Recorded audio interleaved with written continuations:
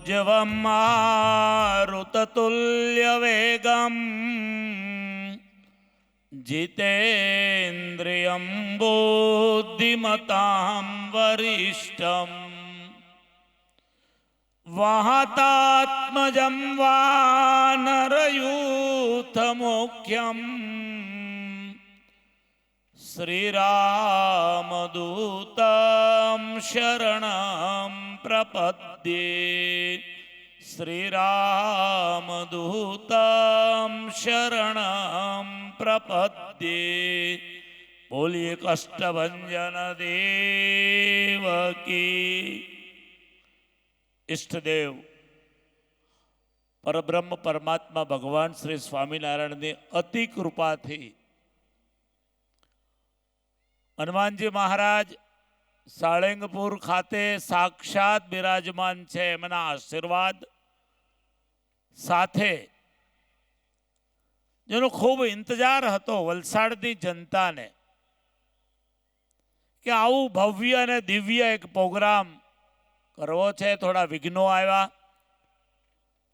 थोड़ी परीक्षा लीधी भक्तोनी दादाए के तमारी निष्ठा केवी छे। पण दादानी परीक्षामां आपणे बधा पास थया 100 आउट ऑफ 100 मार्क थी ए आजे साबित थयुं छे।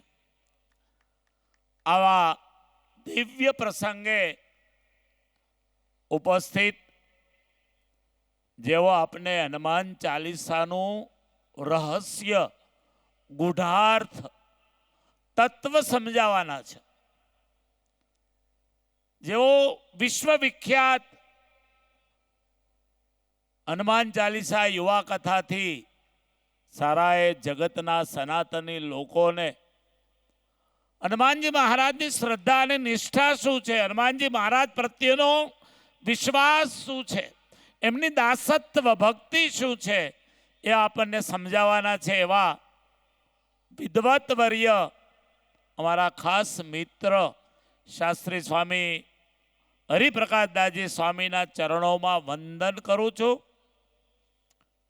आजे वलसाड जिल्लानी अंदर गुरुकुलोना माध्यमथी सनातनी संस्कृतिनो प्रचार स्वामीनारायणीय संतो करी रह्या छे। एवा पूज्य लक्ष्मीनारायण स्वामी, पूज्य संत स्वामी, पूज्य हरिवल्लभ स्वामी, विज्ञान स्वामी, ब्रह्मस्वरूप स्वामी, हरिप्रकाश स्वामी, विश्वस्वरूप स्वामी, राम स्वामी, पूज्य शास्त्रीजी स्वामीनी साथे पधारेला प्रियदर्शन स्वामी होय, अमारा भोजपुराना नवयुवान शास्त्रीजी होय, साळंगपुर हनुमानजी महाराज की सेवा में हमेशा तत्पर छे। एवा पूज्य स्वामीनी साथे संतो पधार्या छे। बधा संतोने याद करूँ छूं। साथे साथे आ विस्तारना वलसाड जिल्ला ना लोक लाडीला धारासभ्य श्री भरतभाई पटेल अपनी वच्चे उपस्थित छे, एमने पण हूँ आवुं छुं, याद करूँ छूं। कच्छ सत्संग समाज होय, अमारो आ विस्तारना नवयुवानो हनुमानजी महाराजना स्वरूप साथे जोड़ायेला भक्त मंडल होय, विविध ज्ञातिना सामाजिक संगठनना वडाओ होय, अमारा नवयुवान कारोबारीना सर्वे सभ्यश्रीओ होय। नाम लईश तो बहु लांबू नाम छे, कारण के एटली बधा सेवामां उत्साहित छे, प्रोत्साहित छे अने थनगनाट छे। आ शोभा जोईने आपने ख्याल आवे कि आ कमिटीए शुं मेहनत करी छे। बस एक ज निष्ठा हती कि वलसाड जिल्लाना युवाओने पण हनुमान चालीसानुं गुढ़ार्थ रहस्य समजाय। हूँ गौरव साथे कहीश के शास्त्री स्वामीनी कथाओं पछी जगतमांथी लाखों युवानोए पोताना व्यसनोने त्याग्या छे।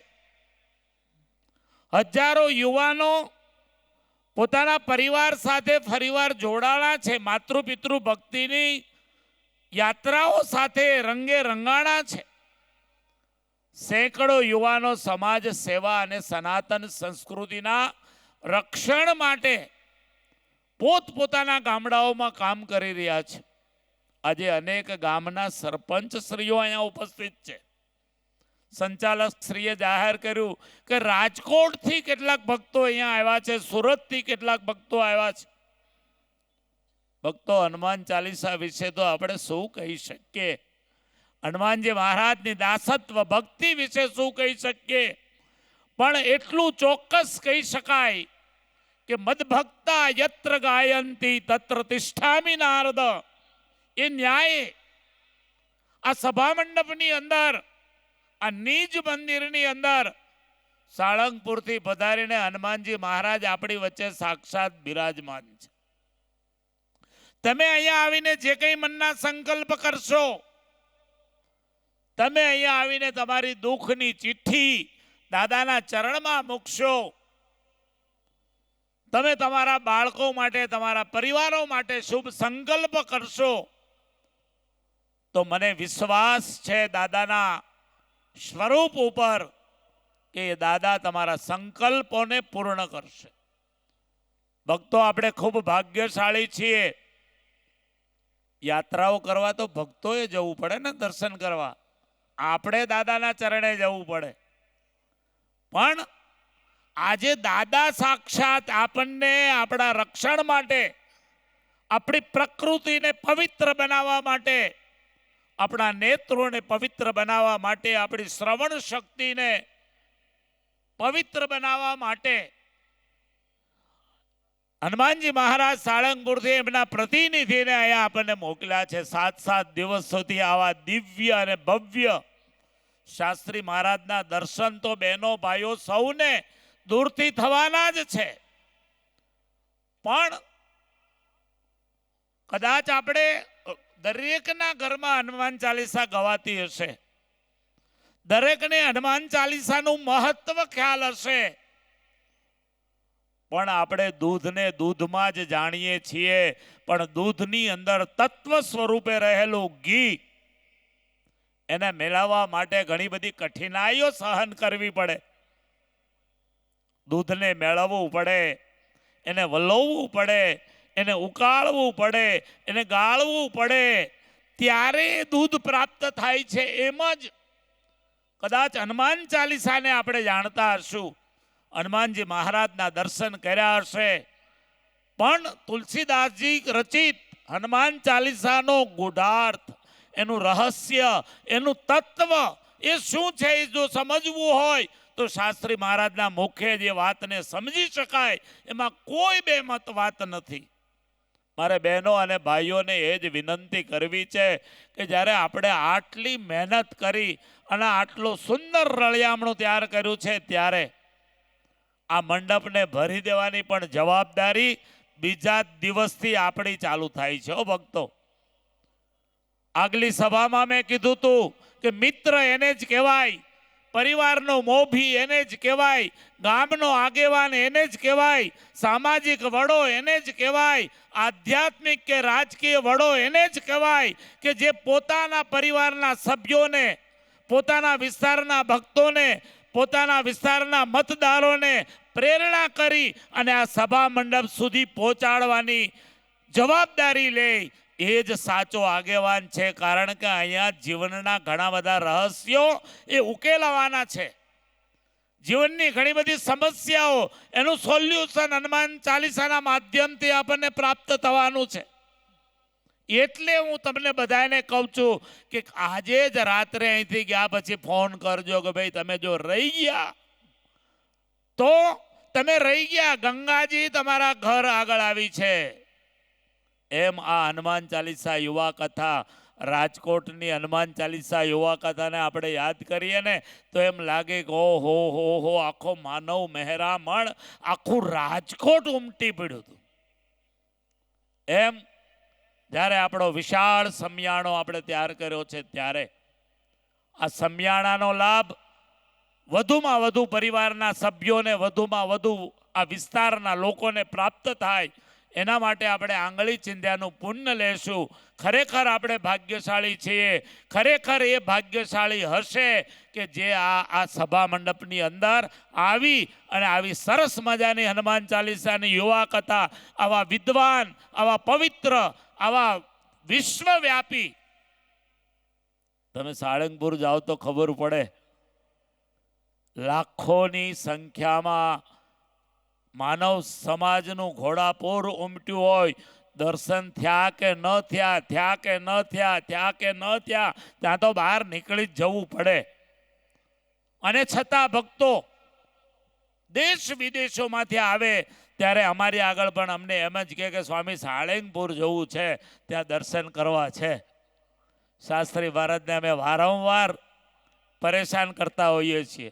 નીલકંઠ ભગતને વારંવાર પરેશાન કરતા હોઈએ છીએ એટલા માટે કે ત્યાં શાંતિથી કોઈ ભક્તો ઠેઠ વિદેશથી આવ્યા હોય એને દર્શન થાય.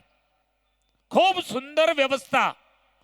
હજારોની સંખ્યામાં માણસો જમતા હોય પણ ક્યાંય ખૂટે નહીં, ક્યાંય અવાજ ન આવે, કોઈ વ્યવસ્થામાં વિક્ષેપ ન ઊભો થાય, કોઈ ગંદકી ન જોવા મળે અને આપણું મન પણ હનુમાનજીમય બની જાય. આવું વાતાવરણ આજે સાળંગપુરની અંદર બનાવ્યું છે શાસ્ત્રી મહારાજે અને અમારા નવયુવાન કોઠારી વિવેક સ્વામીએ. ત્યારે આ પૂજ્ય સંતોના માટે 5-5 તાળીઓ પાડી આપણે આ સંતોને વધાવીએ. કેટલી મહેનત કરીને આપણી વચ્ચે આવ્યા છે. ખૂબ મોટી જવાબદારી છે. એ જવાબદારીને મૂકીને આપણી વચ્ચે આવ્યા છે. ખરેખર શાસ્ત્રી મહારાજના ચરણોમાં દંડવત પ્રણામ સાથે વંદન કરું છું, અભિનંદન આપું છું કે સાળંગપુર હનુમાનજી મહારાજને વિશ્વવ્યાપી તમે બનાવ્યા છે. અને એ જ રીતે આપણી સનાતન સંસ્કૃતિ, એ જ રીતે આપણી હિન્દુત્વ સંસ્કૃતિ વિશ્વવ્યાપી બનવાની છે, બનવાની છે અને બનવાની જ છે. એમાં હું અને તમે નિમિત્ત બનીએ એ ભાવના સાથે હું મારા વક્તવ્યને વિરામ આપું છું. બોલીએ સ્વામિનારાયણ ભગવાન કી, શ્રી રામચંદ્ર ભગવાન કી, અષ્ટભંજન દેવ